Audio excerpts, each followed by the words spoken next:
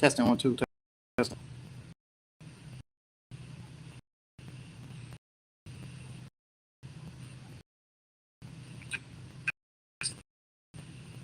Testing.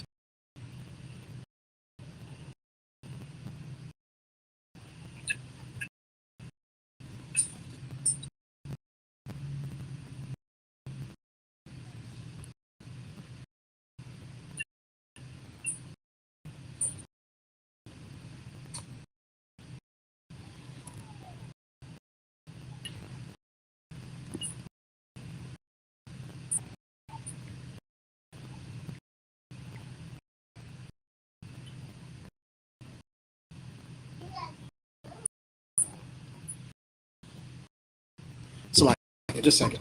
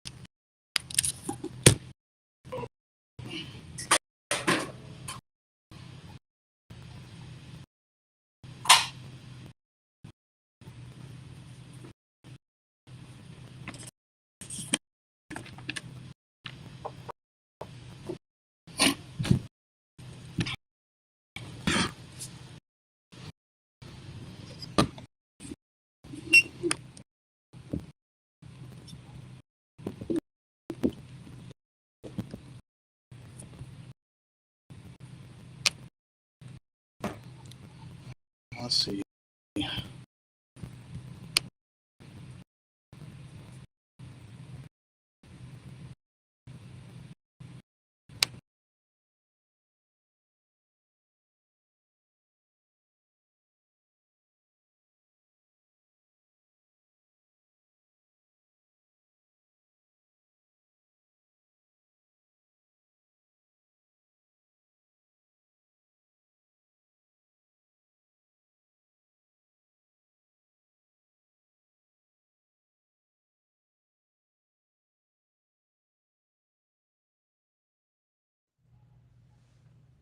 Testing 1 2.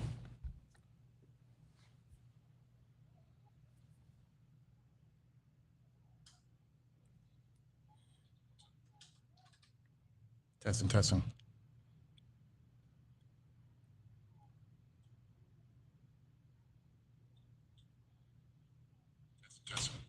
Okay, much better. All right.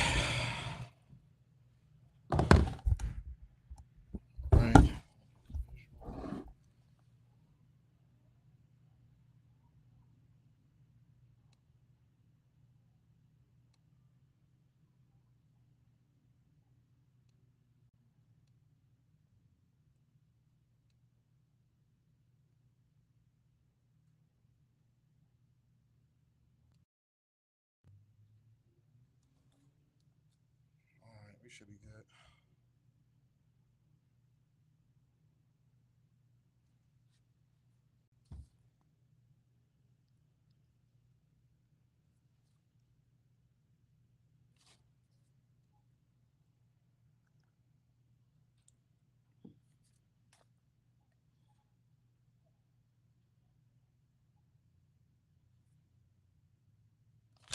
Okay. All right. Shalom Israel, Yahweh Bashem Yahshua Barakathum to the brothers, Yahweh Shamar and Thumb Bashem Yahweh to the sisters. We got Brotherhood class today. Today we're going to be going after Salagi. Today we're going to be getting on unlawful sex. Okay. Um, Very important topic because as we got into last week, the whole situation with the what happens when you break off from the truth and create your own doctrine.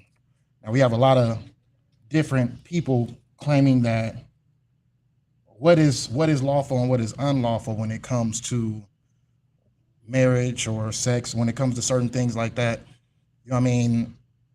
It's important to get into it because without understanding, it's easy to be manipulated and taught certain things that are against the Most High. Against the Most High and against His laws that He gave to us. You know what I'm saying? First of all, sex within itself is a responsibility. You know what I'm saying? It's a responsibility to everything. It's a responsibility for a woman to find the right man, the man that she feels like she can spend the rest of her days with. And it's important for a man to find the right woman. The woman that he knows that he's going to spend the rest of his days with, Salakia. You know what I'm saying? Because when it comes to, doing what you do with your bodies, there's always some type of, consequence to what you do. There's a consequence and there's a responsibility to what you do. You know what I'm saying? Some things will equal out to a lifetime responsibility. Some things will equal out into death, depending on what you choose to do. You know what I'm saying? Depending on what you choose to do with your body. Like it's not just you're just going to, do something as far as sexually and then that's it. First, the most important thing that we should understand is that sex is marriage. Okay? If a man lays with a woman, he's married on to that woman. If a woman lays with a man, she's married on to that man. Whatever responsibilities come after that, that is where it goes from there as far as the laws of marriage, right?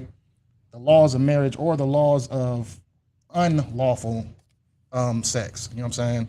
Which we'll get into the difference between the two. Now, a lawful marriage is a man getting with a woman from, we'll stick to pretty much, because I don't want to confuse anybody.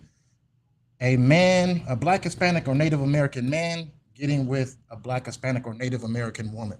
You know what I'm saying? Staying within your own nationality, your own bloodline, and staying within a righteous way of, what you do physically with your counterpart. You know what I'm saying? So, first thing, okay, sex is marriage. So, let's see. Let me get my notes out. And that's a main important thing to know, that when you lay with somebody, that's the closest you're going to get. So much so close to the point where you can bring life out of what you're doing. You know what I'm saying?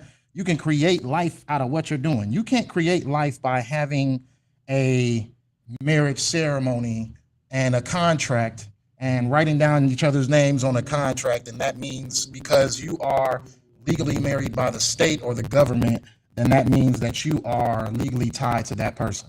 And if you don't have that contract, then technically you guys are really not joined as one. No. If you're a Black, Hispanic, and Native American man and you lay with a Black, Hispanic, or Native American woman, then you are married to that person unto God. You know what I'm saying? Like, that contract is forever. That contract is to the day you die. Now, we'll get into all of the different steps of what it is as far as like marriage and everything like that. Then we'll get into the unlawful. You know what I mean? But as we know, as we should know, is that sex is marriage. If you lay with somebody, you are married with them. If you feel as if you're not married onto them because you found out things about them that, you're not comfortable with, and you feel like you can't spend the rest of your life with them, you should have found that out before you inserted yourself inside of them, or you probably should have thought of that before you allowed someone to insert themselves inside you. Okay. But all in all, I mean, that's what the courting process is all for. Because a lifetime is a lifetime. You can't back out of what you decided to do, because not only is it unrighteous unto you, it's unrighteous coming from the Lord's perspective. It's a sin. I mean, you can't try to do away with anybody. You know what I'm saying? If you lay with somebody, you stay with somebody. Let me see. Let me go to Leviticus 18 and 6. Matter of fact, okay, before we get to that, real quick, because I got a reader on the way. This is a static coming through. Okay, let me check real quick, because there was just I thought the microphone helped it. Let me see. If the microphone didn't help it, then we stuck with bad sound for until we figure out what the issue is. Yeah, it's still doing it. Testing 1 2. Yeah, I hear it. All right. Well, I mean, I mean, I don't know. I don't know if it's the laptop or if it's, I mean, whether if it's the laptop, whether it's the cords, it's something that's causing that noise. It's internal though, so it's, I mean, there's really nothing I can do about it. But all in all, I mean, it's a lot here for the sound. But let's just, I mean, try to pay attention as much as possible. I try to talk like slowly so you can gather all the points that I'm trying to get into. But as far as what we're talking about right now, I mean, let's get into it. Leviticus 18, 6 and 23. Uh, so we're going to Leviticus 18 right now.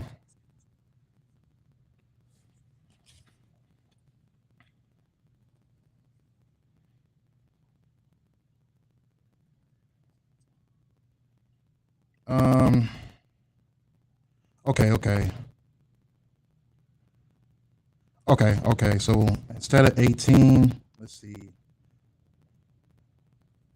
Let me see.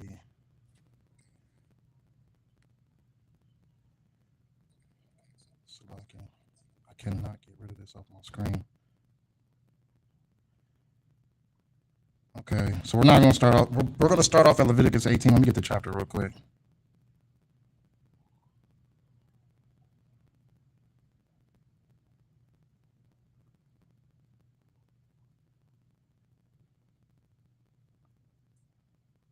Okay. So that's Exodus 22 and 16. Let's see if that's it. And if a man enticing. Okay, so let's get into it. We're going to go Exodus 22 and 16 right now, and then we'll get to Leviticus 18, chapter 18.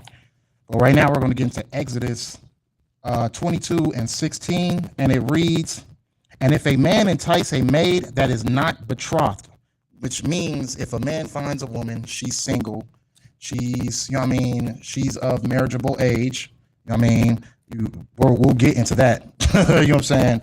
But if a man finds a woman, if he entices her, which means if he's laying down if he's spitting his game, you know what I mean, he's laying his game down, he's intriguing her, he's let's see, yeah, like he's spitting game at her. She's digging him. He's digging her. And if the man it's like it and lie with her, he shall surely endow her to be his wife. So it's not the enticing.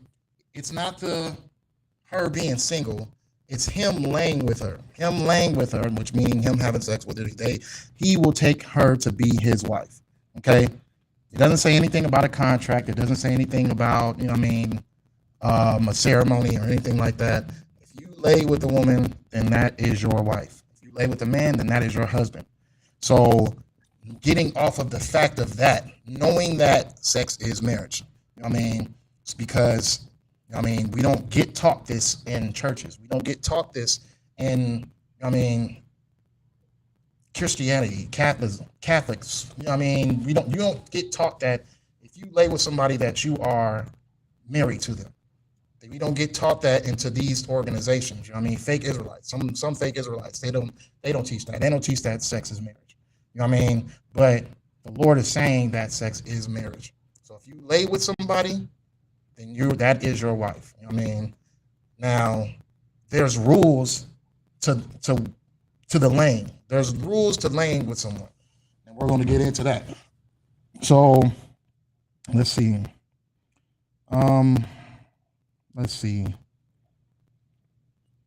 So if a man entices a woman, if a man lays his game down, she likes him, if he lays with her, you know what I mean? If she's single, first of all, because she's got to be single. If she's not single, then we'll get into that right now. But let me just get into a real important one real quick, just to start it off real quick, because this is a big thing that's coming from a lot of fake organizations. That this is why it's important to just stick to the body of Christ, you know what I'm saying, which is the Isupk. You know what I mean? This is what happens when people tend to want to spread off and do their own thing. You know what I'm saying? When people spread off and want to do their own thing, this is how barbaric and trifling doctrines get included into your doctrine. You know what I'm saying? When you just stick to the truth, to the body, you know what I'm saying? You won't have issues with certain things that I'm about to tell you. Certain things, it's going to seem like it's flabbergasting to you. Flabbergasting. It's going to seem like it's just appalling to you. Like, you know what I mean? Like, who would think of that? You know what I'm saying? But this is what happens when you try to break off and try to change the doctrine that Christ and Most High left for us. You know what I'm saying? Christ and the Most High left for us. What the prophets left for us. You know what I'm saying? What the angels left for us. You know what I'm saying? When you try to break off and do your own thing, this is what happens. So let's get into it. Let's see, Deuteronomy 22 and verse 25. So let's get there. Deuteronomy 22 and verse 25. I want to start off with the main one that I want to talk about first. That way we can just get that one out the way and we can start getting into the, you know what I mean, the basis of the class. But 22 and what was it? 22 and 25? Wait a minute. Hold on. Okay. Deuteronomy 22 and verse 25.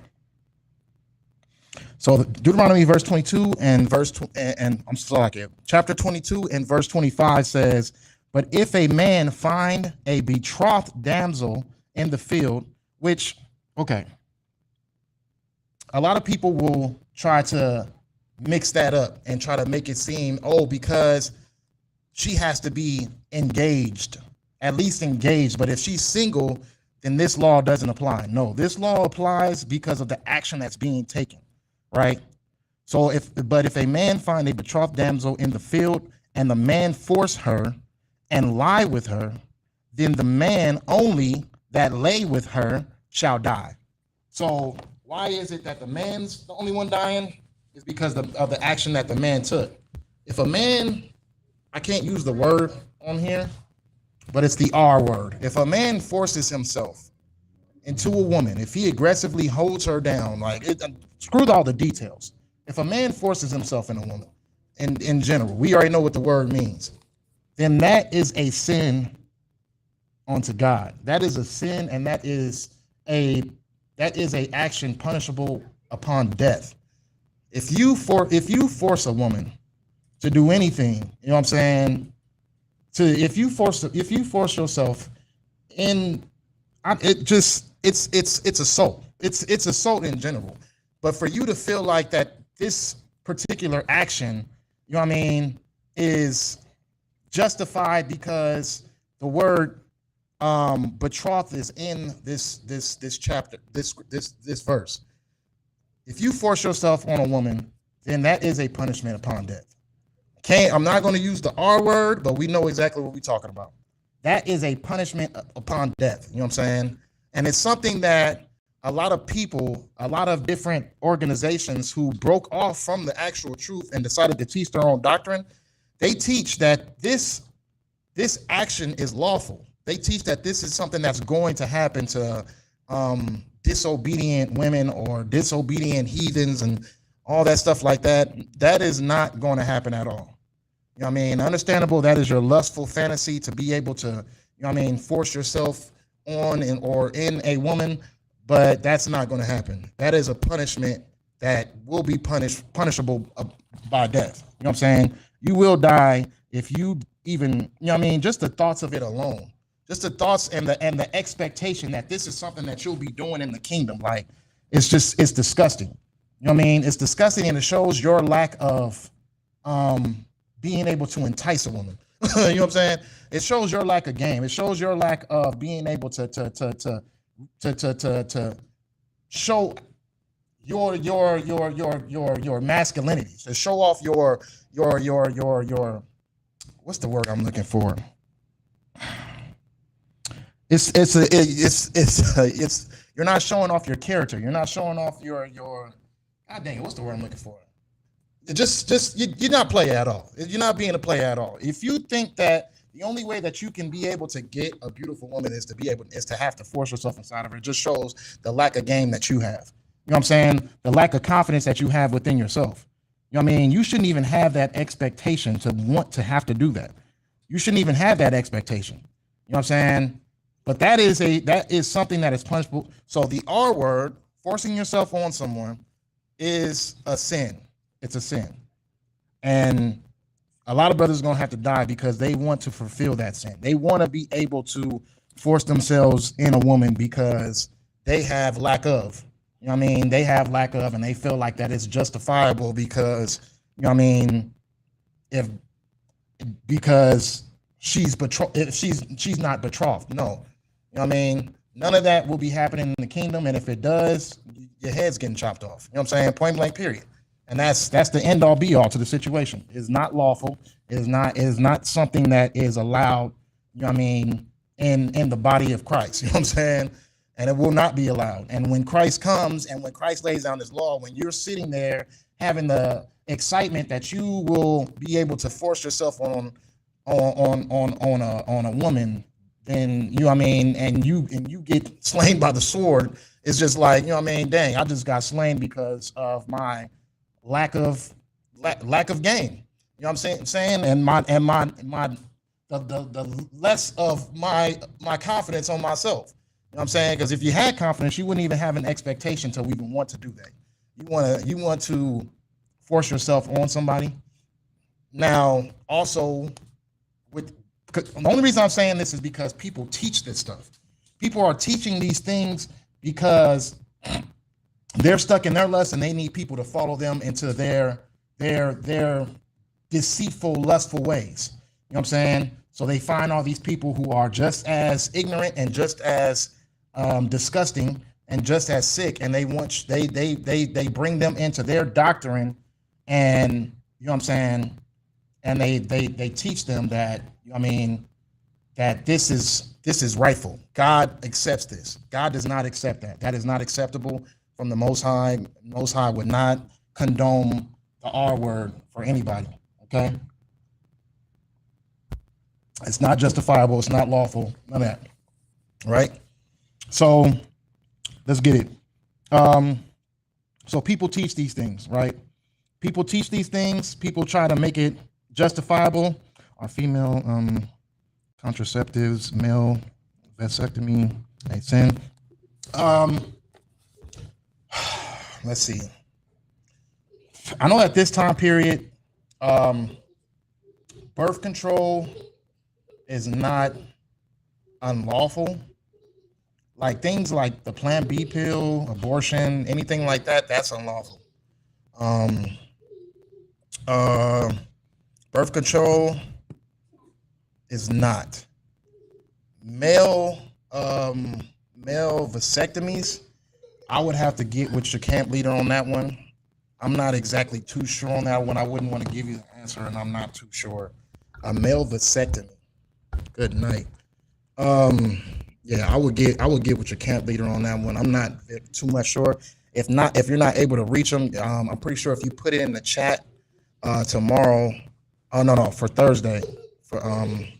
Captain Gadalhar's class, then he'll be able to answer that for you. But if male vasectomies, I would ask about that. But I know that birth control is lawful, but not Plan B or abortions. Okay. So okay, let's see. Anything trying to stop the process from happening. I mean, if the process happened, then just let it happen. But anything trying to stop the process as it happened, that's unlawful. I mean, that's no different than abortion. You know what I'm saying? So yeah, so now let's get into other than the forcing, the age limit. Now we need to understand what a virgin is. You know what I'm saying? A virgin is someone who is, you know what I mean, of rightful age to be married, which is being a woman. You know what I mean? A man marries a woman. A man doesn't marry a child. A man doesn't marry a little girl. You know what I'm saying? A woman at a marriageable age is at an age where she is set to be married. You know what I'm saying? That's what that is. It's not when she starts her flower, because that could be from ages 9 to 12. Now we have people teaching that that is lawful as well. That's what happens when you leave the truth. You know what I mean? And you get certain doctrines like this. You know what I'm saying? It's not lawful to lay with a child. It's not lawful. Okay. So you have places and people teaching these things, and people are actually going with it. Surprisingly. You know what I'm saying? Surprisingly, people are actually going with this type of teaching, and they just as lustful as a person who thinking that the R word, the forcing yourself on a woman is lawful. They think that laying with a child is lawful as well, and it's not. You know what I mean? It's not lawful. A virgin is a woman who is ready to be married. A child is not ready to be married. Okay? Whether she had her flower or not, you know what I'm saying? She's not ready to be married. You're not 9, 12 years old and ready to be married. No, that's not. I don't know what y'all reading in that book of Enoch or whatever books y'all opening up, but those things are not of the Most High. You know what I'm saying? Those things are not true, and they're not lawful. You know what I'm saying? And that should be punishable upon death too, because that is child molestation.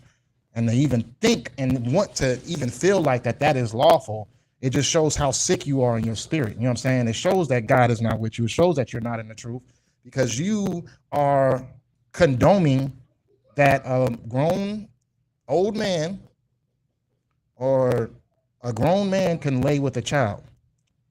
Can you get that for me? And that's not lawful at all. You know what I mean? A virgin is a woman that's of marriageable age. And the marriageable age is not 12, it's not 9, it's none of those things. It's not when a woman first starts her flower. You know what I mean? It's when a woman is of age to be married. She's a woman. She's not a girl. She's not a child. She's a woman. A man marries a woman. Okay? So I had to get that out the way real quick. We can go on and on about that. But back to like the R word, you know what I'm saying? I forgot to mention about the story of Absalom and Tamar. Now, this is King David's children. You know what I'm saying? We already read it in a class, two classes ago, but I'll just run through it for you real quick. King David's son, King David's daughter. King David's son had a lustful spirit on him.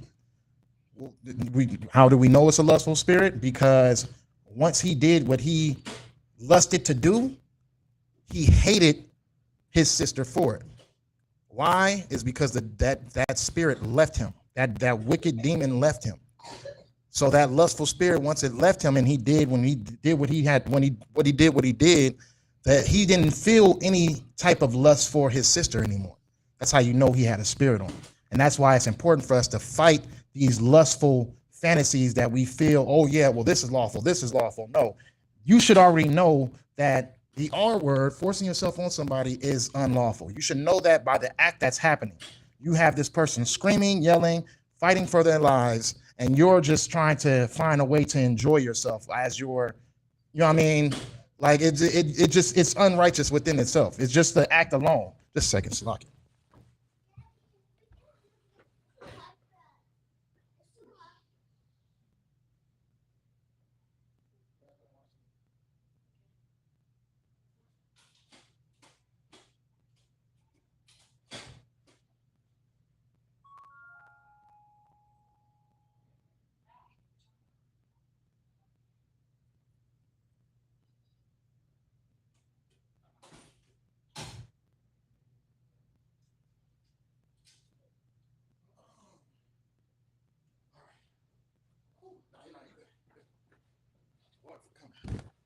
All right. So, what we're getting into Absalom and Tamar, right? So, Absalom, Tamar, right? Freaking King David's children. Absalom, he it's in let's see the it's first no, it's Second Samuel 13, right? It's let me see. I'm for sure it's Second Samuel. Second Samuel 13. 13. Let's see. Let me see. If you could pull that up for me, can you go to Second Samuel? I think the verse is 13. Second Samuel. I'll just look it up. Salakia. Let me see.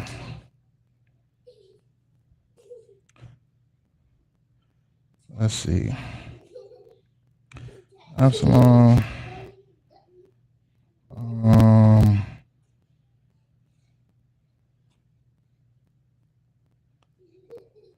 Second Samuel 13. I think it's 13 and 13. Let's see. Second Samuel 13 and 13. I really want to just hit the nail on the head on this situation because you know what I mean, people will do anything to justify it. I know they don't care and they're not listening, but you know what I mean. No, it's not Second Samuel 13 and 13. It's Second Samuel 13 and 7. Oh no. 13. I think it's 13. No, 13 and 1. Just give me Second Samuel 13 and 1 real quick. Hey, monitor. The book of Second Samuel, chapter 13 and verse 1. And it came to pass after this that Absalom, the son of David, had a fair sister, whose name was Tamar, and Amnon, the son of David, loved her. Verse 2. And Amnon was so vexed that he fell sick for his sister Tamar, for she was a virgin. And Amnon thought it hard for him to do anything to her. Okay, so she was a woman. She was a woman. She was a beautiful woman, and he had lust for his own sister, his own half sister. Right. All in all, these are King David's children. You know what I'm saying? So she was beautiful. He had a lustful spirit on him. He was so vexed that he would be sick. You know what I mean? He was sick. He was so vexed and so lustful for her that he would get sick. You know what I'm saying? That he felt sick for her. You know what I'm saying? Start at 4. Verse 4. And he said unto him, why art thou making the king's son bleed from day to day, wilt thou not tell me? So this is Jonadab. Jonadab, what is he? He's a cousin. But Jonadab, he's asking Absalom, why is he so vexed right now? Like, what's wrong with him? Go ahead. Amnon said unto him, I love Tamar, my brother Absalom's sister. Verse 5. And Jonadab said unto him, lay thee down on thy bed, and make thyself sick. Now they're plotting on what to do to get to his sister. He's trying to say, he said my brother Amnon's sister. Like, no, that's your sister as well. He's trying to say it because they have the same mother. You know what I mean? But no, that's his sister as well. You know what I mean? They're all King David's children. Now, the sin that he is about to commit, you know what I mean? Because they're coming up with a plan for him to act like he's sick so she can come and she can take care of you. You know what I mean? Then you can lay your game down and, you know what I mean, try to spit game to her. That way you can get to her. You know what I mean? Pretty much in a private setting. You know what I mean? Like nobody's knowing exactly what y'all doing. But that's not his intentions. He's so lustful for her that if he can't have her, he's willing to take it. Right? And that's exactly what he's going to do. So, what was I saying? Yeah, so they're plotting, and then he goes to David, King David, and he asks him, okay, well, can you send my sister to come help me because I'm sick? Like, I want her to help me. I want her to make me cakes and soup and whatever, you know what I mean, to help me out, you know what I mean, as far as like me being sick. So David sends his sister to caretake for him as he's sick. And what does he do? Let's see. Give me verse 10. Verse 10. And Amnon said unto Tamar, bring the meat into the chamber So is it? Wait a minute. Hold on, Salakia. I might have confused the names. I'm so Salakia. So it's Amnon. Okay, hold on. Join the. Okay.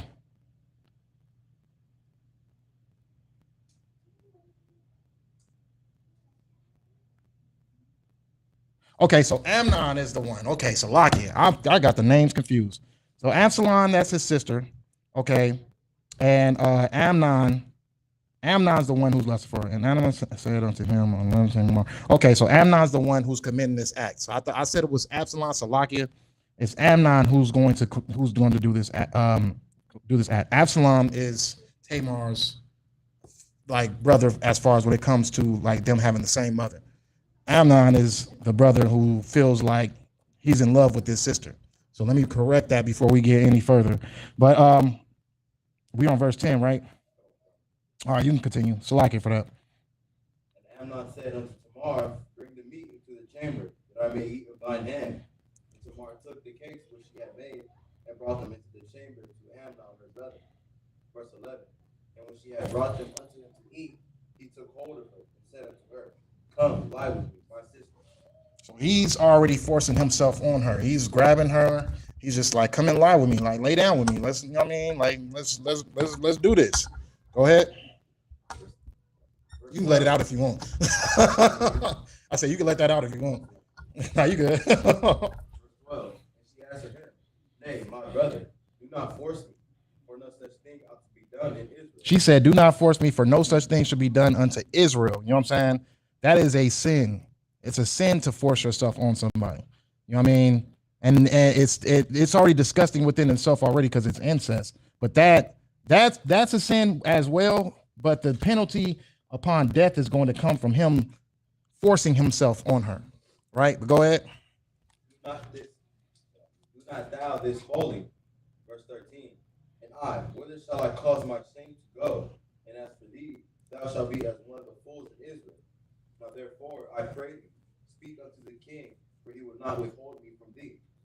Verse 14.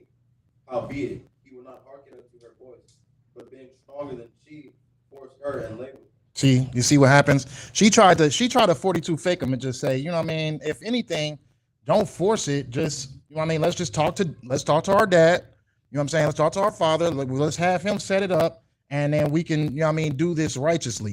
You know what I mean? Have him set it up. Don't force yourself on me. Let's just have him set it up righteously, which she was just trying to talk her way up out of him overpowering her. You know what I'm saying? But he didn't go for that. He's just like, oh, go to my dad. I'm not falling for that. He's gonna try to go. As soon as I let him know that, he's gonna, you know what I mean, pretty much lay me where I stand. You know what I'm saying? I'm gonna do this right now because I got you where I want you. I got you in private. No one's gonna hear. Nobody's gonna know. And you know what I mean? I'm gonna take it. And that's what he did. He forced himself on her. Now, that situation, you know what I mean? That situation led into his own death. You know what I mean? But let's go to the part where the spirit leaves him. Oh, right there. Go ahead then. Verse 15. That Amnon hated her exceedingly, so that the hatred wherewith he hated her was greater than the love wherewith he had loved her. So you got to think, like, he loved her so much that he lusted for her so much that he was sick to his stomach.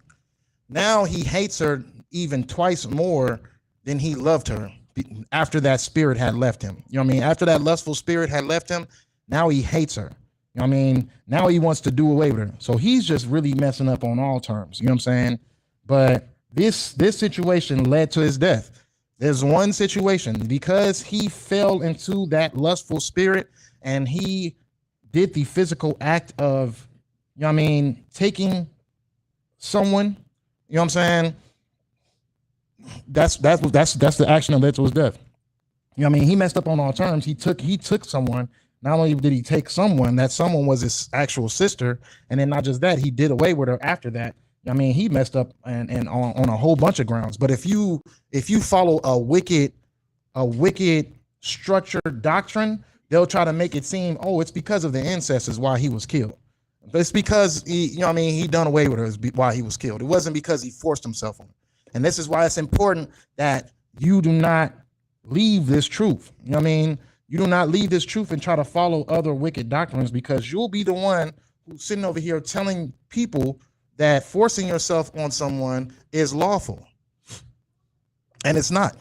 Forcing yourself on someone is not lawful. You know what I'm saying? It is a sin, and it's a sin punishable by death, as we read in Exodus. You know what I'm saying? So now that we got that out the way, you know what I mean? I wanted to make that plain and simple, because there's a lot of people trying to deceive our people. There's a lot of people trying to put our people in a position where they feel like, you know what I'm saying, well, it says it like this, so that's why. Or it says it like that, well, that's why. No. You know what I mean? The spirit of the Lord is the spirit of the Lord. You know what I mean? The zeal of the Lord is the zeal of the Lord. The Lord is not going to condone forcing yourself on someone if there is a law saying that it is punishable by death. You know what I'm saying? There is no stipulations. There is no, oh yeah, well you can do it only if this happens, or only no. If you do it, it's a sin, and it's a sin by death. It's punishable by death. Point blank. Period. No ifs, ands, or buts. None of that. You have to do away with that wicked spirit inside yourself that makes you feel like, oh yeah, it's honorable for me to force myself on somebody. That is a lustful spirit. That's the same thing that Amnon had, and that's why Amnon had to die for it. You know what I'm saying? That's why Amnon had to die for it, because he fell into that lustful spirit, and he took advantage of the situation, of the time, the place, and the situation. And once he got that opportunity, he did what he did, and he hated himself. He hated her for it. You know what I'm saying? So he did what he did. He thought it was going to be a fun time, a beautiful time. He thought that he wanted this woman. And once he forced himself, he hated himself even more. He hated her even more. You know what I'm saying? Because he did something that was an abomination. You know what I'm saying? So whoever's teaching this doctrine, for you to feel like that is okay, because you know what I mean, you gotta put those things into question. You can't just sit there and just say, oh yeah, well, because they said it's right. No, you know what I mean? You have to really dig deep. That's why, you know, I mean, it's really important to get into this truth, because you'll be doing a lot of things, because those same people who are teaching you that forcing yourself on somebody is lawful, the same people are teaching you that forcing yourself on a child is lawful. You know what I mean? And for people who have daughters to condone that, it just shows how even much more wicked you are, and how in danger those children are that you are fathering, because you're going to have your children growing up feeling like, okay, once you hit your flower, you're a virgin and you're ready to be married. So that wicked elder that's around you, who taught you that doctrine, because he has a lustful spirit towards young adolescent children, he's going to attack your child. And he's going to make you feel like what you did was righteous, because now your child is being married onto a so-called elder. That person is not an elder. That person is a sick and twisted person who created a lustful doctrine for their own benefit. That's exactly what they are. They're not an elder. They're not smarter than thou. They're not, you know what I mean? They're not a freaking expert on the scriptures. They are a wicked demon, a wicked spirit. You know what I'm saying? A lustful spirit. And they sat there and they taught you and made it seem as if that these things were lawful. Sleeping with the adolescent, a child, is lawful. Forcing yourself on a woman is lawful. None of those things are lawful. Those things are a sin, and it's punishable by death. You know what I'm saying? And whether if you got your death right now or later, Amnon didn't get his death right away. He didn't get his death right after he was done. Right when the spirit left him. No, you know what I mean? But he got his death though. He got his punishment. But at the end of the day, that is the punishment. You're going to die. You know what I'm saying? So don't you sitting over here offering on your children, offering on yourself to put yourself in position to have an expectation that in the kingdom of heaven you're going to be in a castle with a bunch of adolescent children, little girls just running around your bedroom, and you'll be able to wife them and, you know what I mean, mold them to be women. Like, no, you are sick. You're sick. You need help. You know what I'm saying? You're sick and you need help. You know what I mean? You have a spirit on you and you need help. If you feel like that is lawful, if you feel like that is something that's an expectation to come when Christ comes back, you're sick and twisted in the head and you need help. And nothing in the scriptures vouches for what you're teaching. Nothing. You know what I mean? You literally just seen a story of a man who committed these treacherous acts and had to die for it. And he was King David's son. You know what I mean? So who are you? You know what I'm saying? This regular person trying to teach God's chosen people that, yeah, you're Israelites, but also, you know what I mean, the forcing yourself on someone is lawful. Sleeping with an adolescent child is lawful. You know what I'm saying? Sleeping with an innocent child is lawful. No. You know what I mean? That's you're going to be punished by death. You know what I'm saying? You don't spew out your lustful mindset onto people just because you feel like that's something that I need to feel like I want to accomplish. You need help. You're sick. Point blank, period. So let's keep going. Next one. Okay, so what were we getting into? We got into sex is marriage, right? There's responsibilities to go with having sex. You know what I'm saying? Now, there's sins that could be committed within that act. We already know laying with Exodus 18 and what 22 or 23. We already know that laying with a man is a sin. It's not just a sin, it's an abomination to God. It's disgusting. You know what I'm saying? It's terrible. That is something that is the biggest mindset of a confusion, to sit there and look at someone who is built and structured and the same sex as you and look at them as in a way of attraction. Like, oh, I'm attracted to this person. I want to sleep with this person.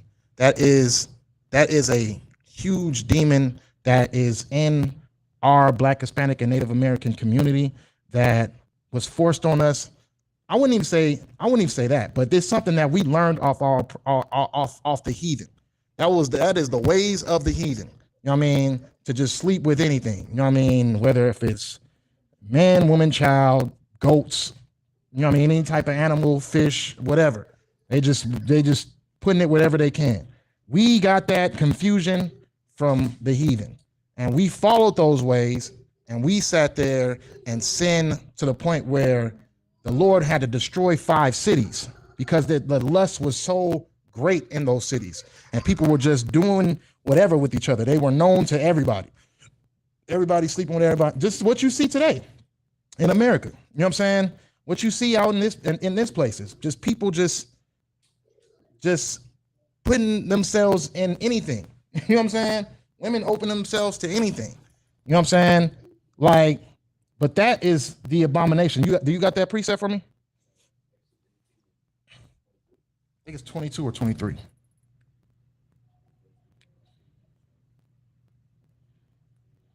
Let me get there with you.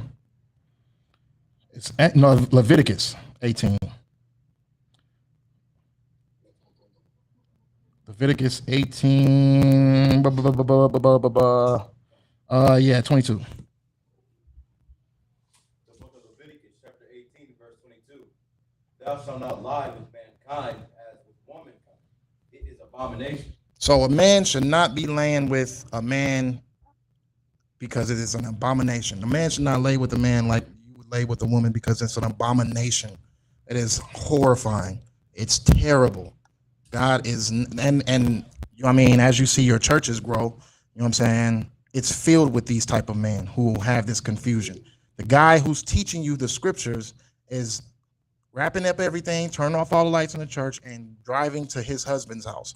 You know what I'm saying? Like, we have to understand that these things need to be taught to our people because, first of all, the amount of confusion that's out here, you can see that there's a lot of victims. A lot of people who, you know what I mean, are being exposed to people who feel like touching or sleeping with a child is lawful, is righteous. You know what I mean? A majority of the I almost said it. Majority of that type of community, the confusion community, they are how can I say, they are victims to sexual assault. You know what I'm saying? They're victims. You know what I mean? At some point of their life, someone very close to them or some stranger or whatever took advantage of them while they were, you know what I mean, innocent children. That's a majority of them. I'm gonna say all, but I'm gonna say majority. It's a mass majority are victims to that. And you see how many people have that mindset. All these things trickle down into a big old melting pot of sin.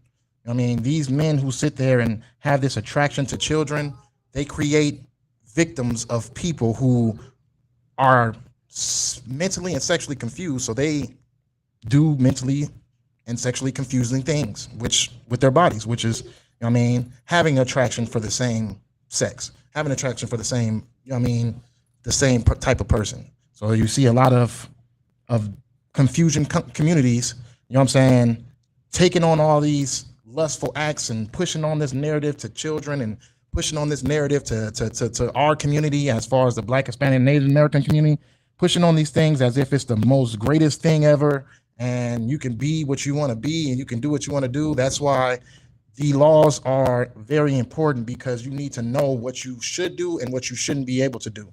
Now, if you feel like the laws don't exist and God just is going to forgive you for anything, you're going to take in the fact that you can believe in God and that you can also lie with men and like you would lie with a woman. And that is complete sin. A woman laying with a woman is a sin. You know what I'm saying? It's all confusion. But all in all, you know what I mean? I just exit out of it. Leviticus 18 and 22 is saying that a man should not lie with a man, woman should not lie with a woman. Let's get into I mean, we ain't really even got to get too deep on that. We already know, like, Sodom and Gomorrah destroyed. You know what I mean? That's an example of a penalty of, you know what I mean, that type of action. Okay. So let's get into let's see. Okay, Deuteronomy 7 and 1. Deuteronomy 7 and 1. So now we know, now we're just getting into all of the unlawful marriages, unlawful sex. You know what I mean? This is what we call an unlawful marriage. You know what I'm saying? Now, this doesn't stop you from being married, of course, but it is unlawful. Now, you talk about the unlawful sex thing. Like, we need to separate the two. The confusion community, that's unlawful sex. Now let's get into unlawful marriage. You know what I'm saying? So, what was it? Deuteronomy 7 and 1? Okay. Let's get into Deuteronomy 7 and 1. The book of Deuteronomy, chapter 7 and verse 1. When the Lord thy God shall bring thee into the land, whither thou goest to possess it, and hath cast out many nations before thee, the Hittites, and the Girgashites, and the Amorites, and the Canaanites, and the Perizzites, and the Hivites, and the Jebusites, 7 nations greater and mightier than thou. Verse 2. And when the Lord thy God shall deliver them before thee, thou shalt smite them, and utterly destroy them. Thou shalt make no covenant with them, nor show mercy with them. Verse 3. Neither shalt thou make marriages with them. Neither shall that what? Neither shalt thou make marriages with them. Mm-hmm. Thy daughter thou shalt not give unto his son, nor his daughter shalt thou take unto thy son. Okay, so we are not to give, or we are not to give ourselves to other nations. You know what I mean? The Lord is very, very specific when it comes to laying with your own nation.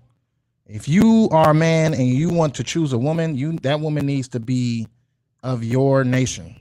If you're Black, Hispanic, or Native American, then that woman needs to be Black, Hispanic, or Native American, because those are who the Lord intended for you to lay with. You know what I'm saying? To make marriages of. He didn't intend for you to make a marriage with an African. He didn't intend for you to make a marriage with an Asian. He didn't intend for you to make a marriage with an Edomite. You know what I'm saying? He didn't intend for you to make a marriage with an East Indian. The Lord intended for you to make marriages with people of your nation. You know what I'm saying? If you're a woman, you know what I'm saying?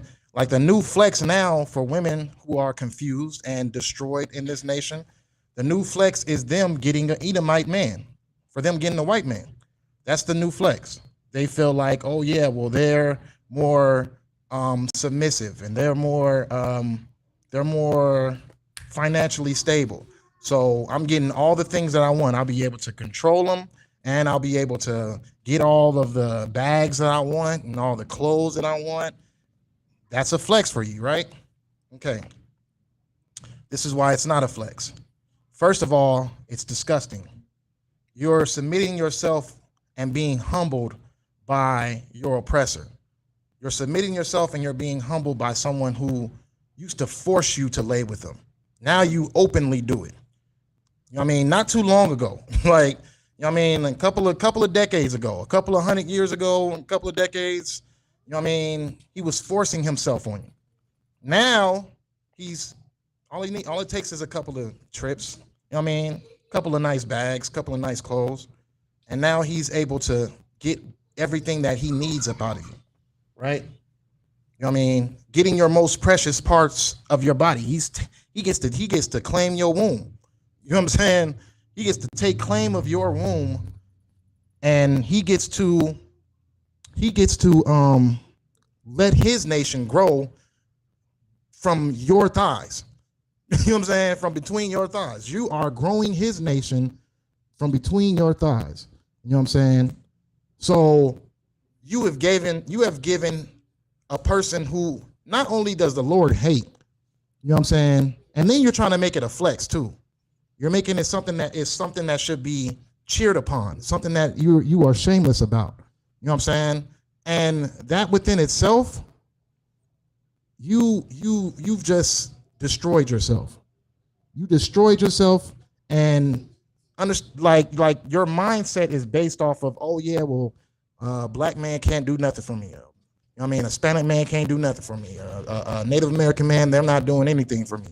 I'm going to go to this man who he has the financial ticket, and I'm going to give him every bit of my dignity and my being, and you know what I mean, I'm going to give it to him for an exchange of a little financial security. So now we look at this as we've seen in the time of, you know what I mean, of Noah, because that was going on in the time of Noah. Everybody was mixing. You know what I'm saying? The world flooded because of interracial marriage. You know what I'm saying? The Lord had to literally flood the earth because people would not stop sleeping with heathens. You know what I'm saying? That's what happened. You know what I mean? That's how important it is to follow these laws and follow these instructions when it comes to who you choose to be your husband, who you choose to be your wife. You know what I'm saying? Because anything that you do with your body is a responsibility. You know what I'm saying? When it comes to certain actions like that, it's a responsibility. You know what I'm saying? It's not just something that you're just going to do and it's just like, okay, all is done, I can move on. No. When you choose your well, a woman only gets one husband. Unless that husband dies, she has to choose you know what I mean? Some like the laws, they switch up as far as like she can remarry. If he dies, she's able to be remarried. But that's the only way that she's able to remarry. You know what I mean? If anything other than that, it's unlawful. You know what I'm saying? There is no divorce in Israel. You know what I'm saying? There is no divorce when it comes to the Most High. The heathens can do whatever they want. You know what I'm saying? But we made a covenant with the Most High. We made a promise that these things that he's giving us as far as the law, statutes, and commandments, we were following them. So if you felt like, okay, I'm going to leave this man because of anything, you know what I'm saying? Like, I'm not saying that there's not certain things to take counsel on and your situation can change, but it's very important, very, very important that you know exactly who you are sharing your body with, because especially for a woman, you know what I mean? That's why it's usually like, you know what I mean? The daddy got to scope the man out first, because the daddy's going to be the one to be like, all right, you know what? I think that I'll allow that because daddies are going to be the most, you know what I mean, spot on person to figure out, because a woman she might just be trapped in her desires as far as like, you know what I mean, oh yeah, well he's cute and he's got this and he's got that, but you know what I mean, she's not really looking at all of the characteristics or the aspects that might be detrimental to her in the future. That's why it was the dad's decision whether if she was going to, you know what I mean, go through with that decision of marrying this man or not. You know what I'm saying? So Jacob, you know what I mean, Jacob worked for like what, 7 years? You know what I mean? He had to really work his way into, you know what I mean, he worked 7 and then another 7 to get the actual woman that he wanted. You know what I'm saying? So, you know what I mean, a daddy gonna make sure that, okay, if you willing to pass this test as far as like getting through this particular dowry that I'm gonna put in front of you, you know what I'm saying? Then yeah, you are rightfully able to marry my daughter. You know what I'm saying? It was a daddy's decision because a woman could be blinded off of whatever.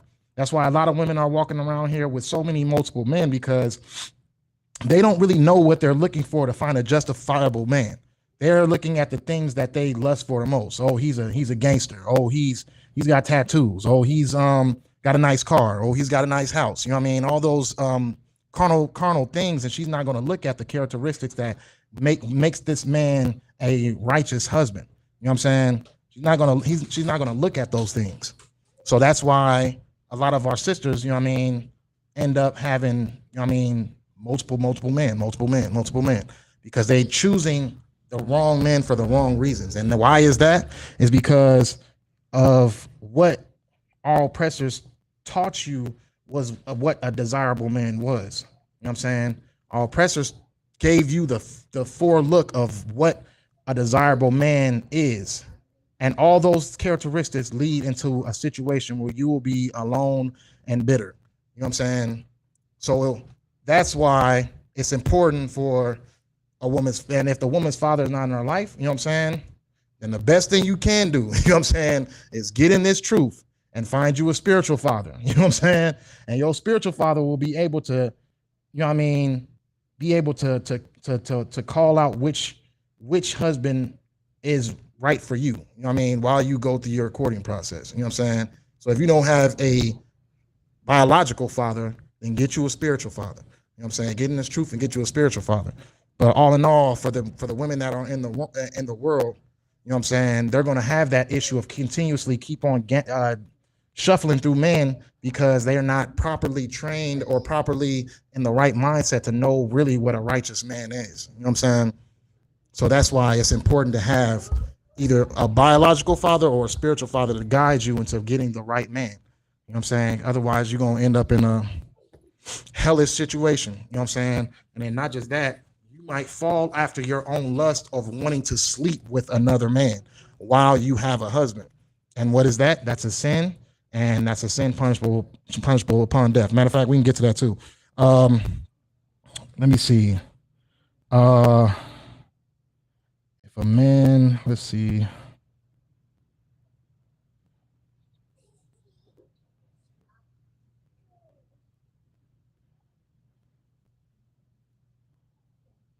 Let's see. Deuteronomy 22 and 22.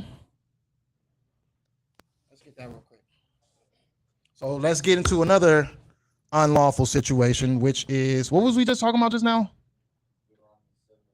Which one is that? That's interracial. Okay, so interracial marriage is unlawful. Sleeping with someone outside of your nation is unlawful. You know what I mean? The Lord flooded the earth just for that specific reason. And now we're going to get into adultery. Adultery is very unlawful. Very, very, very unlawful. Well, I mean, there is no such thing as very, very, but it's pretty bad. You know what I'm saying? But yeah, let's get that real quick. The book of Deuteronomy, chapter 22, verse 22. Mm-hmm. If a man be found lying with a woman married to an husband, then they shall both of them die. Hold on, let's go back real quick. So if a man be found what? If a man be found lying with a woman married to an husband. If a man is found laying with a woman who is married to a husband, right? Go ahead. Then they shall both of them die. Then both of them shall die. Go ahead. Both the man that lay with the woman. Both the man that laid with the woman. And the woman, so shalt thou put She should be put away, which is when she gonna have to catch that L and catch that body too. So a woman who has a man, so this is important for this is where a responsibility for the man comes in at, right?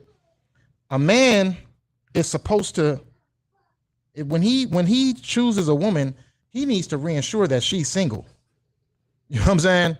Because it's regardless of whatever she say, it's a punishment upon death if she has a husband.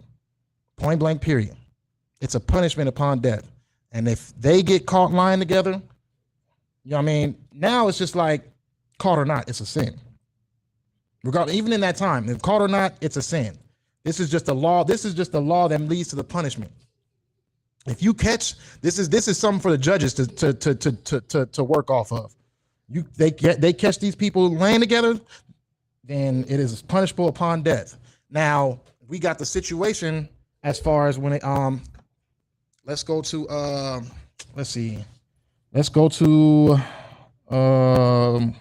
Christ. Let's see.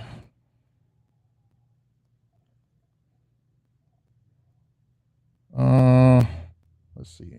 Sorry, we haven't go through all my notes on here. Let's go to Christ and what is it? John 8:7. So let's go to Christ and the Pharisees, right? So the Pharisees are going to bring Christ a woman. They're going to try to put Christ to the test as far as what is this situation that goes on, right? As far as a woman committing adultery, because they caught her while she was in the act of adultery. So they caught her while she was laying with this man. You know what I'm saying? And they brought her to Christ. What should we do with this woman? Now they're ready to stone her. They're ready to kill her. You know what I'm saying? Because we just read in the law that that is a punishment upon death. Now we're going to get into we're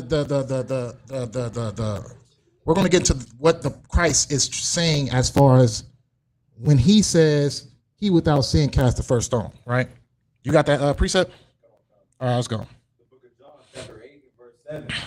So when they continued asking him, he lifted up himself and said unto them, He that is without sin. What, go up like two verses. Go up to verse 5. I'm trying to get there right now. Go ahead and just go up to verse 5. Let me hear it. Now Moses in the law commanded us that such should be stoned, but what sayest thou? Okay. So hold on. That's chapter 8, right? Okay, so chapter 8 and you have verse 5. You have verse 6. Go to verse 3. Verse 3. And the scribes and the Pharisees brought unto him a woman taken in adultery. Okay, so they brought Christ a woman that was taken in adultery. Go ahead. When they had set her in the midst, they said unto him, Master, this woman has taken in adultery. Master, this woman was taken in adultery in the very act. In the very act, they caught her right in the act of it. Go ahead. Now Moses in the law commanded us that such should be stoned. But what sayest thou? So they're asking, okay, if Moses said that she's supposed to be stoned, what are you going to say? Go ahead. Verse 6. This they said, tempting him, that they might have to accuse him. But Jesus stooped down, and with his finger wrote on the ground, as thou he heard them not. So he's ignoring them. He's just like, all right, here they go, trying to catch me up again. Go ahead. So when they continued asking him, he lifted up himself and said unto them, He that is without sin among you, let him cast a stone at her. So what does that mean? You know what I'm saying? Because obviously, go ahead. You want to answer that? Go ahead. He that is without sin among you, let him cast a stone. What is he saying? Catch them in the act saying, like, you're not perfect. You being so quick to try and kill this woman. Right. You sin yourself.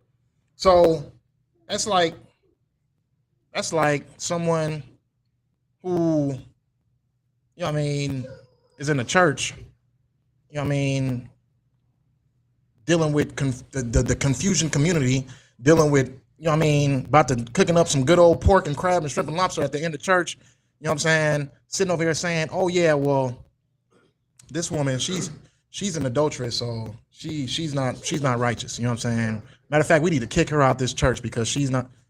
No, you're a sinner as well. You know what I mean? Her sin, because you brought her to me, you expect, like, this is what Christ was for anyways. Now we're going to keep reading because this is what Christ was for anyways. These sinners were bringing a sinner to him, trying to speak as if like she did something she was the only one that was wrong in the situation.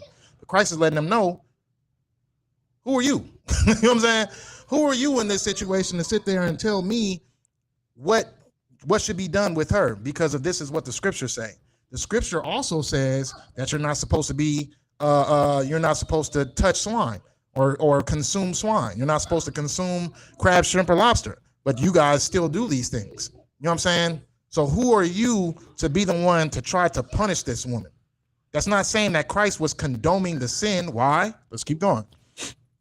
He that is without sin among you, let him cast a stone at her. Let him first cast a stone at her. Mm-hmm. Verse 8. And again he stooped down and wrote on the ground. Mm-hmm. Verse 9.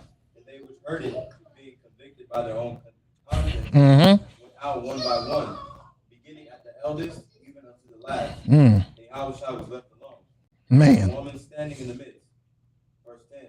When Yahushua had lifted up himself and saw none but the woman, he said unto her, Woman, where are those thine accusers? Hath no man condemned thee? Where they at? Verse 11. She said, No man, Lord. And Yahushua said unto her, Neither do I condemn thee. Go and sin no more. Why? Because he could have. Christ was without sin. He could have cast the stone. He could have did the judgment of which was set. You know what I'm saying? Now Christ he's not wrong for what he did, because his purpose was to get us out of the ways of sin. His sacrifice was for us to have a chance to be able to get back into the covenant that we promised to God. The laws and statutes and commandments that we promised to God. That was his whole sacrifice on this earth. And he lived and he suffered day to day in order to fulfill that for us. You know what I'm saying? Now, Christ telling this woman that I'm not going to condemn you. You know what I'm saying? I'm telling you to go and what? Sin no more. That doesn't mean that I saved you and you can go ahead and go finish what you was doing. That's not what he was saying. He wasn't saying that, okay, sin is all okay with me as long as you know what I mean, know that you can be saved through sin through me. Like, no, he's not saying that. He's saying that I could have cut you down. I could have killed you, and I could have did a just righteous killing to you because you broke the law. But what I'm telling you, and what I was telling the people who were standing around with rocks in their hands ready to stone you, is go and sin no more. You know what I'm saying? That means your life from there is no more sleeping with that man anymore. You stay to your husband, or I don't even want to say that. You know what I mean? Because the Lord said, go and sin no more. I'm not going to say what detailing he put as far as like go sin no more, because I'm pretty sure he didn't say go back to her husband. But you know what I mean? Let me go back into what I just said just now. You know what I'm saying? But you know what I mean? He said, go sin no more. Don't commit this act of adultery again. You know what I'm saying? I'm not going to say he said go back to her husband, though. I'm not going to say that. I'm not saying that. He said go sin no more. I think her going to her husband would have been a sin probably. You know what I'm saying? But I can't say that. But all in all, that's what his role was on this earth, was to give you a chance to be sinless. You know what I mean? To be perfect, to walk in the ways of your covenant, to walk in the ways of the laws that you promised that you would follow. You know what I'm saying? So all in all, the adultery still exists. You know what I'm saying? You cannot sleep with the man, marry onto a man, and then sleep with another man while you're still married onto that man. You know what I'm saying? That's adultery. That is a sin. A man cannot lay with a woman and lay with another woman and then treat the other woman like garbage because, you know what I'm saying, she's not as beautiful or she's not as submissive. She's not as I wouldn't say important, but she's not as efficient as the other one.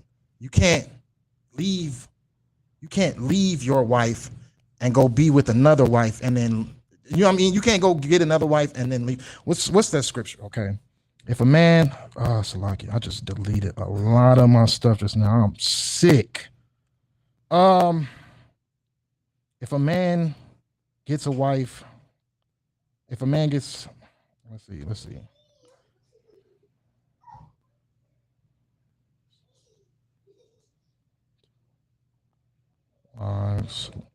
One beloved.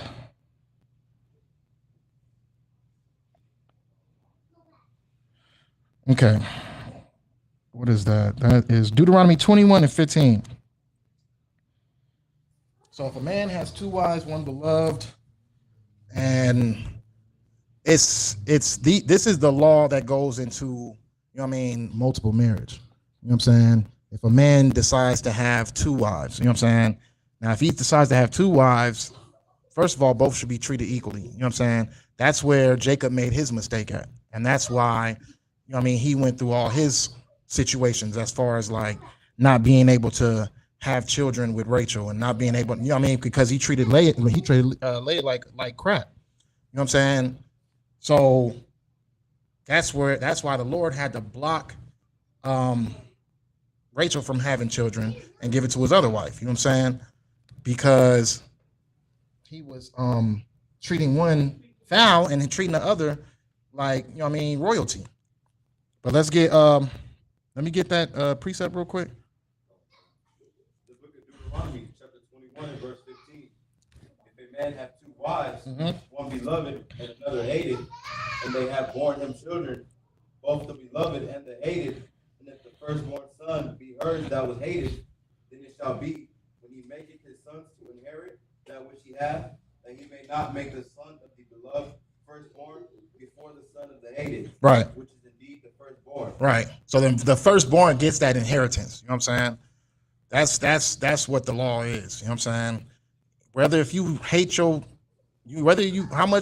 much you hate your wife or whatever, you know what I mean? One is that law stands on whatever it stands on. You know what I'm saying? But a man cannot leave his wife as well. If you find another, I forget what that precept is, but if a man find another wife, you know what I'm saying, then and leave his other wife, then that is like, you know what I mean, that's a sin. You know what I'm saying? You don't leave your rib and then go and you don't find another rib and then she's a lot more efficient than the other one and you leave the other one. No. You know what I mean? That's why men have responsibilities. Like a lot of people have an issue with the whole multiple marriage thing, but they don't understand, like, just as well as it's a responsibility for a woman to stay with one man, it's just as a responsibility for a man to marry multiple women. He is intact and bound to them for the rest of his days. You know what I'm saying? So this is why we need to understand how important when it comes to sleeping with somebody. This is how important it is. And just think about how much less mental confusion and mental stress and depression and all this stuff that's going on if a woman is just able to just stick to one man and focus on that one man.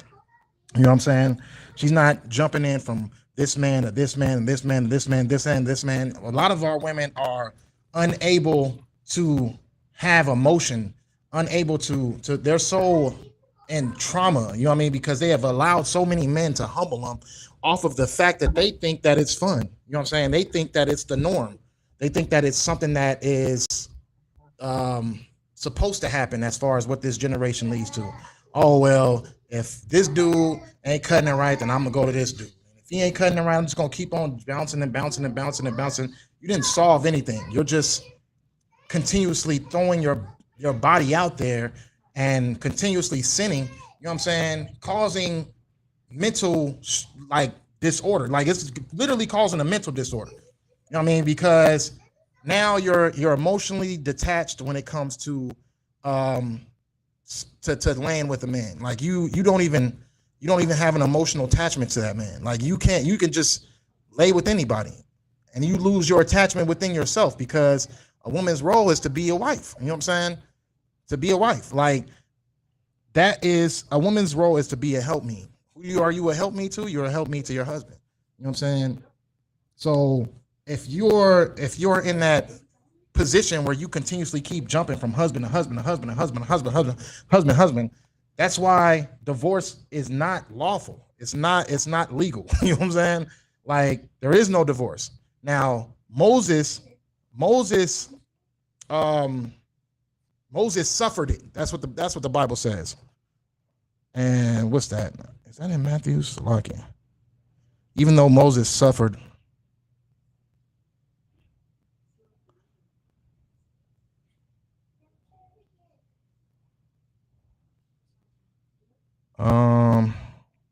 okay, let me get Matthew's 19:8. So even though Moses suffered for people to be able to divorce, Moses suffered a lot. You know what I'm saying? He literally needed officers and generals and captains in order to help him with all these people. You know what I'm saying? Because you know how Israel is. You know that they complain, they whine, they bitter, they want to keep on trying to change up the flow, change up the process. Well, we don't trust this and we don't do that. Like it's just, that's how our people are. You know what I'm saying? But Moses had a lot of responsibility, so much so that it stressed him out so much to the point where he didn't even make it into the Holy Land because he was so frustrated. And he struck the rock instead of, speaking to the rock like the Lord ordered him to do. You know what I'm saying? So he wasn't able to make it into the Holy Land. He couldn't step foot onto the Holy Land just as well as, the adults at that time period couldn't, because they made the calf. So, he was just, and as you continuously keep dealing with Israel as a priest, you'll start to see where that frustration comes from. You know what I'm saying? Like you'll get where Moses fell at. You know what I'm saying? Because our people just, they're a very, very difficult people to deal with, especially when they feel like they know it all and they're already have the knowledge that they need to have and they know everything. Like dealing with our people is like one of the most stressful things ever to do. You know what I'm saying? But go ahead and give me that precept. Book of Matthew, chapter 19, and verse 8. He said unto them, Moses, because of the hardness of your hearts, suffered you to put away your wives, but from the beginning it was not so. And I say unto you, whosoever shall put away his wife, except it be for fornication, and shall marry another, committeth adultery. So this is Christ talking. You know what I'm saying? That if you put away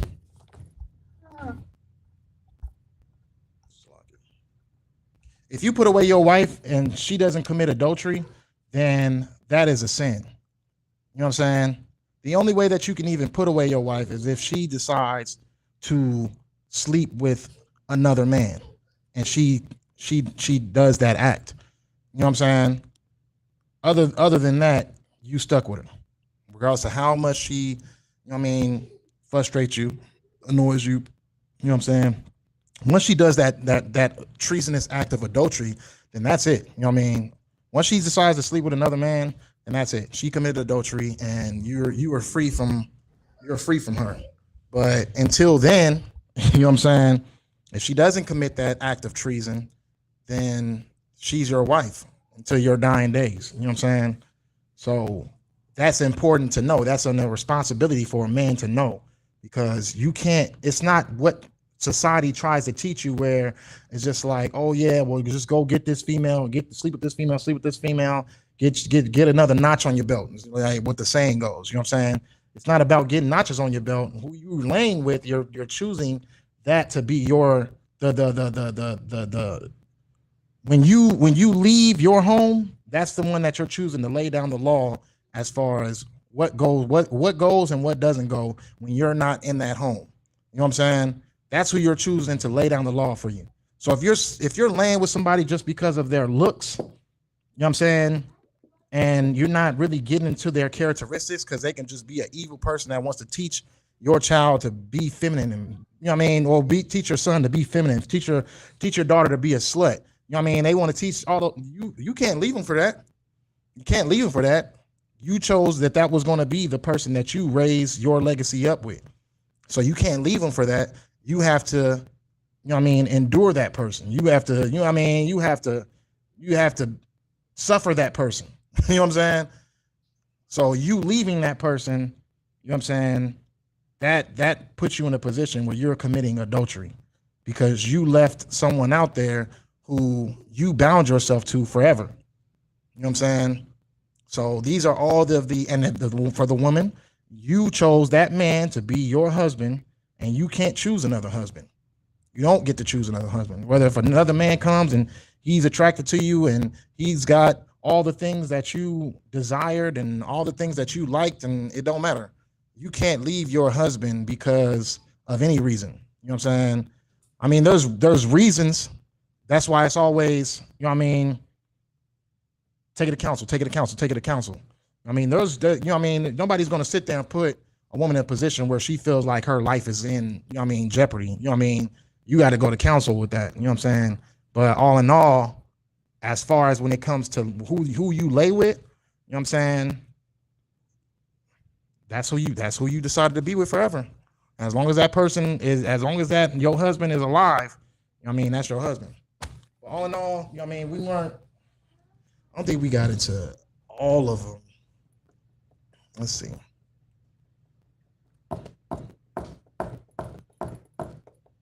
Okay.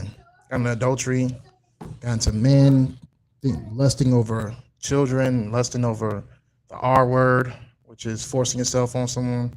We got into what else? We got into interracial marriage being a sin. We got into that should be good. That's good. I mean, that's good for a lesson, you know what I mean? If I missed anything, you know what I'm saying, put it in the chat, let me know. You know what I'm saying? That way we can probably just like finish up on the next topic or whatever topic we do next.